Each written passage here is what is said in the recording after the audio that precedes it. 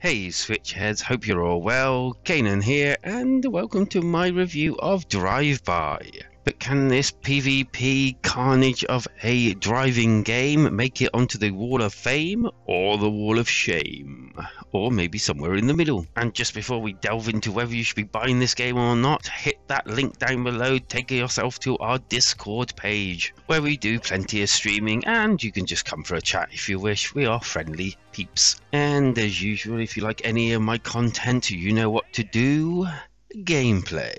Okay, so first of all, Drive-By is a PvP game, as I explained before, which when I actually read the blurb on the eShop, I got really excited and thought that it was going to be like a Twisted Metal sort of game, which it kind of is, but it's kind of very much so not. It kind of like wishes it was, but isn't. First of all, you have to put in your details to create an account in order to actually play the game, which is weird. It says that this is due to you being able to play it anywhere you want, but I'm playing it on a Switch. Why would I go around to someone else's house and put in my details to play an online game with them? It's just a bit weird that way. Keeping on with some negatives here, it kind of all feels a bit like a mobile phone game. Now, I did try to look it up on the Google Game Store thing, but I couldn't find anything to do with it whatsoever.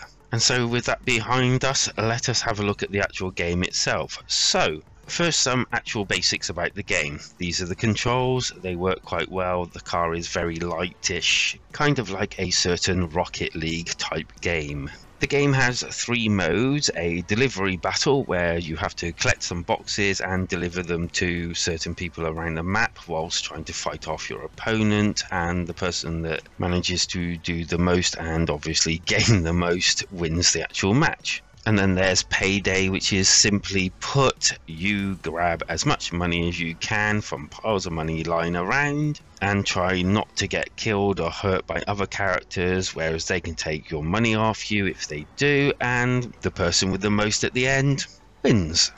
And then there's Piggy Bank, which you get a pig above your car if you're lucky enough to grab it, and you have to stop other cars crashing into you. If any crashes into you, the pig transfers over to their car, and you have to go and knock into their car to get it back. All this is done with all the weapons and all, so it can turn into a massive fray. This being my utmost favourite actual mode out of the whole lot, and I've had quite a bit of fun from it. All the modes can actually be frantic at times, and you don't know whether you're actually going to win until the end of the match, because a match can actually turn completely just at the end. Adding to all this, the weapons I kind of mentioned before, you have several of them, and some of them have a basic use and a sort of advanced use, and a way of kind of evading them as well. Running through them quite quickly, you have sticky mines, which you place on the ground. If someone runs over it and can't shake it off, they explode. A single rocket, and they basically home in if you can get a lock on the other character. If not, you can just let it go and hope for best. You can even get 3 rockets all at the same time. If you can't outrun one, what are you gonna do if 3 come after you? There's an EPM kind of weapon. There's a magnet to try and suck up your opponent's coins if you can get close enough. There's also a freeze ray that freezes the actual opponents, and you can bash on the B button to try and break the ice. And then you get various coin pickups as well. The game can be kind of played single player in almost like a training type thing, but obviously the meat and bones is the actual main game. And before I get to that, you can level your characters up, you can add and customize your actual car and everything, and your emojis that you get, but you only really gain things from leveling up, and this could take a bit of time to actually do. There are actual 7 levels, I believe, in a season. We're starting in season 1, and to unlock all the characters and everything, you have to go one by one, level by level. There is an actual shop to this game, and you spend these kind of driver bucks in them. But in order to actually get something decent like a new car, you have to hit level 30, which is mind-blowingly long time into the game. And even more frightening, when you're actually in the actual game, there's a redeem code button, which is kind of confusing. and I'm kind of like worried that they might monetize this game like an actual mobile game, because that feels like how it's set up. And if this does happen after release, and I'm not saying that it will, I'm just saying if it does, then this goes straight down to a 0 out of 5 in my books. You have already spent £20, $25. You shouldn't have to pay any more to this game, which unfortunately does feel a bit grindy to get anything decent out of it in the first place.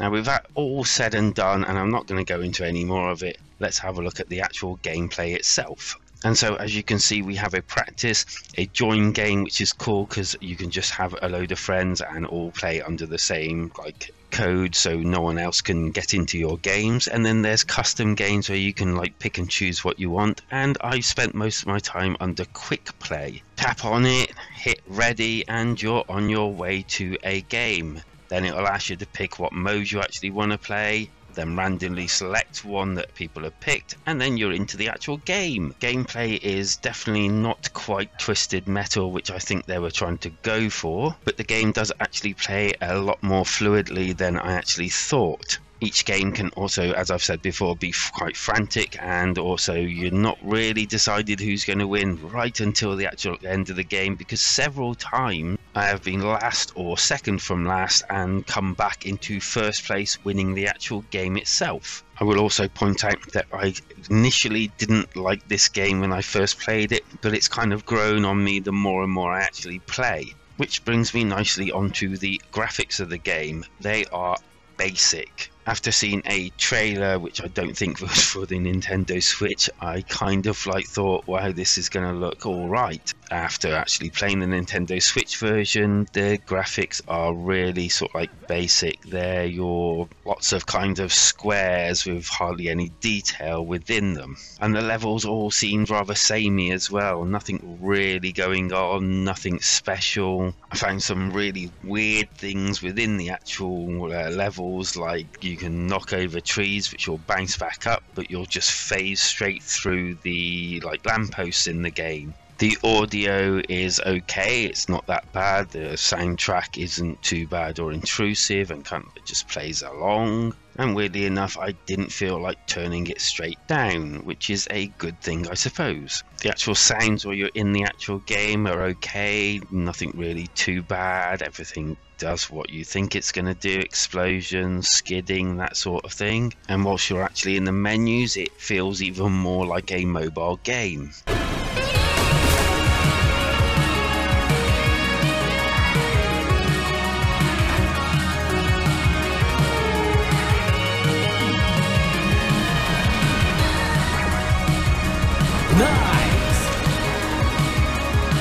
The good. Well, there's certainly lots to actually open and unlock as you go through the game. I did find the controls pretty good. They're quite intuitive and quite well placed buttons for all your sliding and weaponry.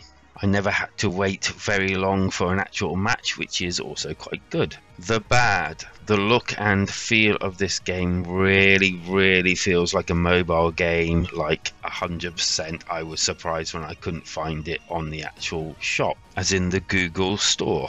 It's a large grind when you've only got 3 actual different kind of modes, and for the price they charge, that kind of is not good. The score.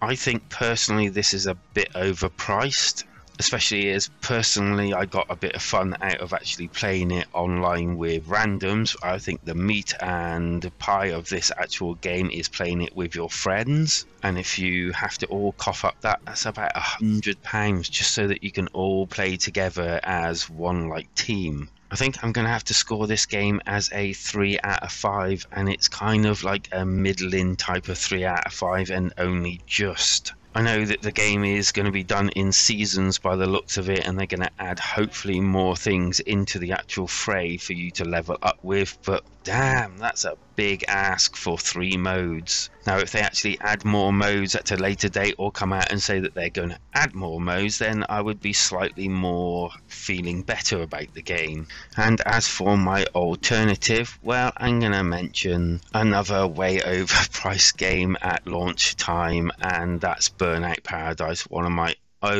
all-time favorite games in the world. Had lots and lots of fun with this when I was younger, and I would recommend, if you don't want to spend this much money on the Switch and you own a PS4 or something, go and buy it on there and just enjoy the hell out of the game, as it's also multiplayer and there's a lot more to do in it.